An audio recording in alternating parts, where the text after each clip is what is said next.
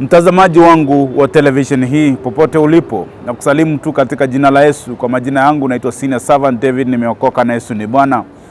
Naomba tu niweze kukaribisha katika ibada ya siku ya Sunday, ambapo tuko na ibada very powerful, ibada ya restoration, ibada ya kuregeshewa kile ambacho umenyang'anywa, kile ambacho kimechukuliwa kutoka kwa maisha yako.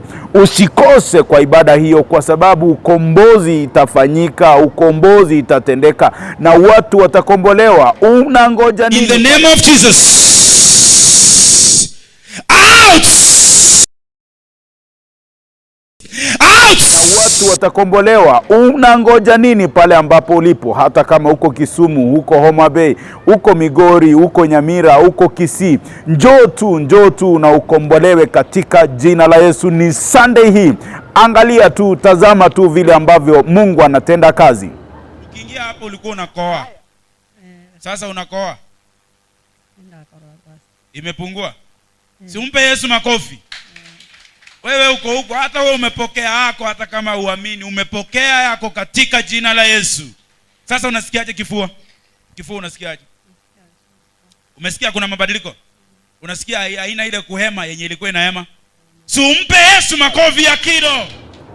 Haya ni yale Mungu anatenda. Wewe unangoja nini? Mungu anakomboa watu. Njoo tu kwa ibada katika jina la Yesu na Mungu atakufungua tu, hata kama ni magonjwa, hata kama ni wachawi wamekutesa. Njoo tu kwa ibada na utafunguliwa, kwa sababu ukombozi tunaotenda, ukombozi unaofanyika ni kupitia kwa nguvu za Yesu Kristo. Hata unabii, nitakupa neno lako, sikiza huyu.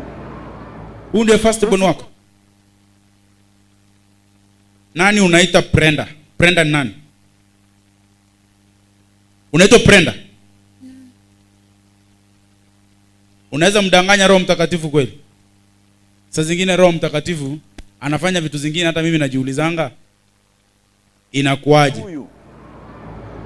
Usikose. Tuko wapi? Kisii Town CBD, kanisa liko hapo Zonic Hotel 6th floor opposite police station, Central Police Station. Njoo tu na ukombolewe, kwa sababu popote Yesu alienda alitenda mema. Ni Sunday hii mimi mwenyewe nitakuwa hapo, nitakuwa na kuhudumia. Usikose, kwa maana ukikosa Mungu hawezi kukutembelea pale ambapo ulipo. Lazima uingie kwa madhabahu, alafu Mungu akutendee. Utafunguliwa katika jina la Yesu.